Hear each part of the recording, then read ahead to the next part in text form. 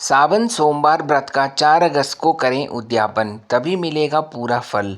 सावन का पवित्र महीना 11 जुलाई 2025 को शुरू हुआ था। इसका आखिरी सोमवार 4 अगस्त को पड़ेगा, जबकि 9 अगस्त को सावन का महीना खत्म हो जाएगा। इस दौरान अपने आराध्य की कृपा पाने के लिए और उनको प्रसन्न करने के लिए सोमवार के व्रत कई लोगों ने किए हैं। दोस्तों, वीडियो इन्फॉर्मेटिव है, बिना स्किप किए बने रहना अंत तक मेरे साथ। मगर क्या आपको पता है कि यदि आपने इन व्रतों को करने के बाद उद्यापन नहीं किया तो व्रत का पूरा फल आपको नहीं मिलेगा। उद्यापन का मतलब होता है पूर्ण होना, इसलिए किसी भी व्रत के पूरा होने पर जो अंतिम पूजा या अंतिम व्रत किया जाता है उस दिन उद्यापन करना होता है। दोस्तों, चैनल पे नए हैं या अभी तक सब्सक्राइब नहीं किया तो चैनल को सब्सक्राइब करें और नोटिफिकेशन बेल आइकन ज़रूर दबाएं। यदि आपने बिना कोई मान्यता के व्रत किए हैं तो 4 अगस्त को सावन के आखिरी सोमवार के दिन व्रत का उद्यापन ज़रूर करें। यदि आपने संकल्प लिया था कि आप 16 सोमवार करेंगे तो आपको 16वें सोमवार के दिन उद्यापन करना होगा। उद्यापन में लगेगी ये सामग्री, तो बिल्कुल ध्यान से सुनना दोस्तों, कौन कौन सी सामग्री है जो हमें चाहिए होगी।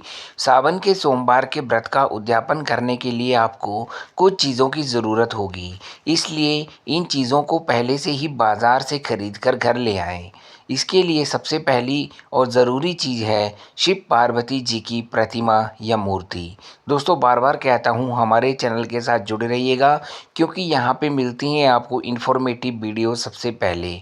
इसके अलावा आपको वस्त्र, फल, केले का पत्ता, आम पत्ता, पान, सफ़ेद मिठाई की ज़रूरत होगी। पंचामृत बनाने के लिए गाय का कच्चा दूध, दही भी आपको उसी दिन खरीदना पड़ेगा। वहीं पंचामृत के लिए घी, शहद और शक्कर भी घर में ही होगी। शिव पार्वती की प्रतिमा को स्थापित करने के लिए लकड़ी की चौकी और साफ सुथरा लाल कपड़ा आपके घर में ही मिल जाएगा। पूजा के लिए छोटी इलायची, लौंग, कुमकुम, रोली, अक्षत, सुपारी भी घर में ही मिल जाएगी। नेक्स्ट है दोस्तों, उद्यापन की विधि। सुबह स्नान आदि दैनिक कार्यों को करने के बाद साफ और स्वच्छ कपड़े पहने। इसके बाद गंगा जल से पूजा स्थान को शुद्ध करके चौकी रखें। फिर उस पर लाल कपड़ा बिछाकर शिव पार्वती की मूर्ति या प्रतिमा स्थापित करें। स्वयं को पवित्र करने के लिए हाथ में जल लेकर इस मंत्र का उच्चारण करें। तो जानते हैं दोस्तों, इसके बाद वे जल अपने ऊपर छिड़क लें। फिर एक दीपक और धूप जलाने के बाद शिवजी को चंदन और अक्षत लगाएं। माता पार्वती को रोली लगाएं। इसके बाद फल, फूल, माला, फल, मिठाई, पंचामृत चढ़ाकर उसका भोग लगाएं। साथ ही अन्य सामग्री भी चढ़ा दें। दोस्तों, उम्मीद करता हूँ दी गई जानकारी से आप संतुष्ट होते होंगे।